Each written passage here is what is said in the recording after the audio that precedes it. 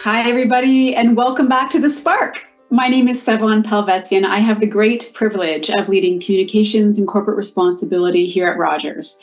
And I'm joined today by a very special guest. So about 11 months ago, all of our worlds changed with COVID, and it added new challenges to many folks that live across our country. The dual storm of COVID and domestic violence really did heat up because people could not leave home in the way that we traditionally would have liked to. So we saw domestic violence increase by 20 or 30% in parts of the country. And so our company really leaned in to help. It's with that I want you to meet Michelle Hugely. She has taken on a particular shelter in Montreal and brought her support to it to a whole new level. Michelle, welcome to The Spark, and thanks for being with us today. Can you start, Michelle, and tell us a little bit about one of the shelters that you have, in effect, adopted and the role that you play with it? They're called the Chaînon, Le Chaînon. They're one of the oldest shelter for women in Quebec. They house, I think, between 60 to 80 women a night, and provide services as well as support to women in need. I had a good friend of mine who's a local photographer and artist. Her name is Liana Carbone. And I remember she had reached out to me to say, I love what you're doing. Any opportunity that you have to collab, let me know. So I actually reached out to her to ask her, would you be interested in offering a photography workshop in, different shelters? And she was super excited because she had something already in place. It's called Creating in the Moment. And what it does is it merges, mindfulness with 101 basic photography theories and lessons. And it's an exercise where you get to learn from, a professional on how to use a camera. We started to offer these workshops in different shelters. We had covered 3 different shelters, and the experience was just beautiful. And the fact that you leveraged your network as well, because you have friends who have these gifts, and finding a way to bring that into having a new set of experiences for these women, and something that I'm sure the shots of city life, of movements, of watching nature move, those are just great to be able to also push mental pause button in our heads and be able to take in life a different way. It's something all of us should be doing more of, especially now.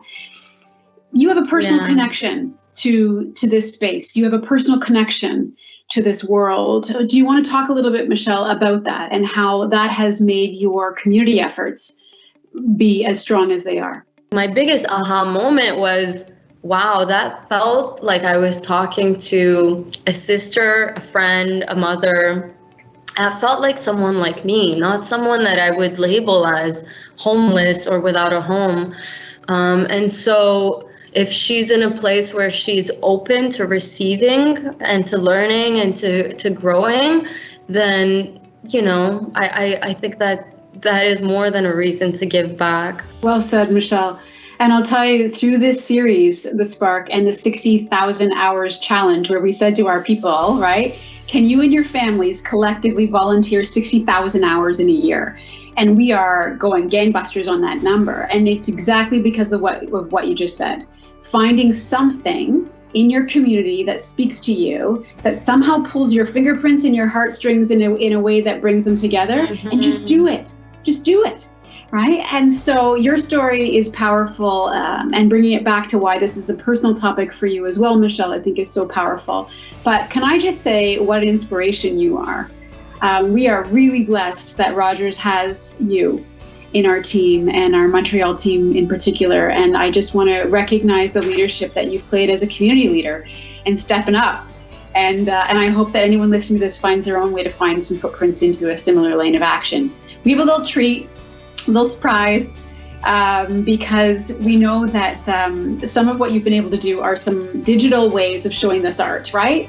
Especially during lockdown. Yes. So we have some free tablets that we are giving to you to donate to the shelter, so that the women and their families can have access to this great technology and be able to move through these stages of life with connection being easier to manage.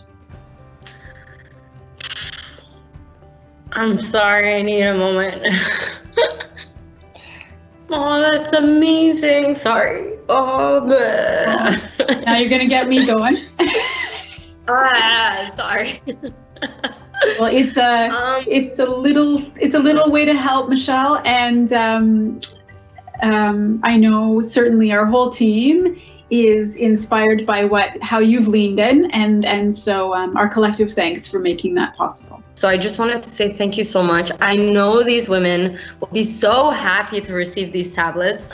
So the fact that we're going to be able to provide them with technology to connect with their community and to connect with, what's available virtually to stimulate the brain, the heart, and the soul, I think that is just so awesome, and I cannot wait to share this out loud. Like, I really cannot wait to share. Thank you. That's amazing, Michelle. Thank you.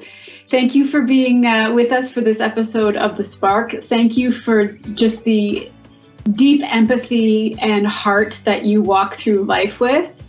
And thank you for helping to bring our company's purpose to life. It is about making connections, and there's many layers behind those connections, and thank you for animating every single one. I'm going to look forward to the next episode of The Spark, but in the meantime, stay safe, and thanks for being part of it.